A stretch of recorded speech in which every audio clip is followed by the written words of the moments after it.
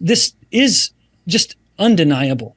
Humans are built, we are designed to eat animal sourced foods. Now, again, people may have their own reasons for avoiding them, and I can't speak to that, but it cannot be due to a hope to be healthier and stronger, because the further a human gets from animal sourced foods, the more nutrient deficient they will start to become. And so they need to, so something like veganism requires not only a high level of education to be aware of the nutrients that you will be deficient in, because you will be. That's just a reality.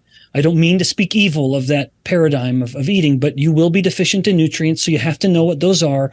And you have to just make sure you can afford the good supplements, the high quality supplements, to make up for those deficiencies. More women, at least in my observation, I could be wrong here, but more women tend to be attracted to and try the vegan diet. So what often happens, and I would actually say this is true for the ketogenic diet for women as well, but like you start this new intervention, right? So maybe it's vegetarianism or veganism.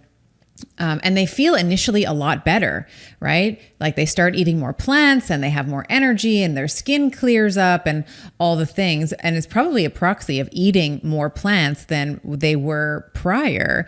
But then, you sort of ride that sort of maximal benefit, like that area under the curve, and you sort of get to the other side of the curve, and then the hair starts falling out and, their energy tanks, and, some of the initial complaints around why they maybe from a dietary perspective, like forget the ethics and the environmental argument for a moment, they start to experience maybe some deleterious effects from the diet. And then what ends up happening, at least in my observation, is a lot of women will say, gosh, like I just got to do this diet harder. Like I just got to be as strict as I was when I first started, right? Rather than maybe saying, okay, maybe I've actually ridden the maximal benefit curve of this diet now. That metabolic intervention of having more plants has kind of served its purpose. Maybe I need to reintroduce some animal proteins and become the omnivore, and kind of in line with that, that teleologic or that evolutionary lens that you just provided.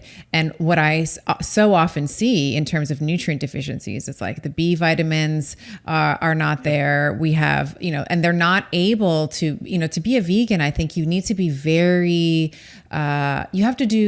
you almost have to be a chemist, because you have to know what foods to combine, because you're not getting the full complement of like amino acids, let's say, because plant-based protein sources are incomplete by nature. And as you said, they're not as bioavailable.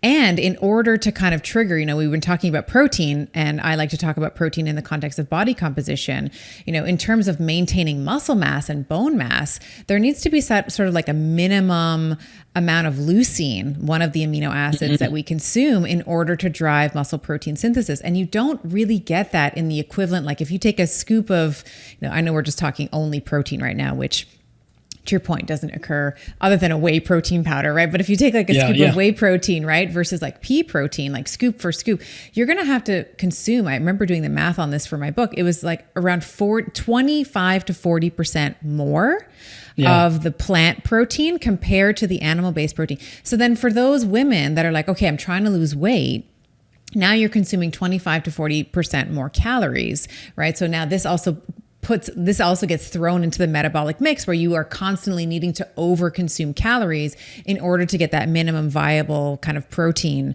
that MVP, maybe, if you will, in order to kind of drive that MPS, that muscle protein synthesis. And I would add, before we move on, the problem with many of these plant proteins as well is that as you concentrate the peas, for example, to get the protein from them, it's those amino acids that you want to get.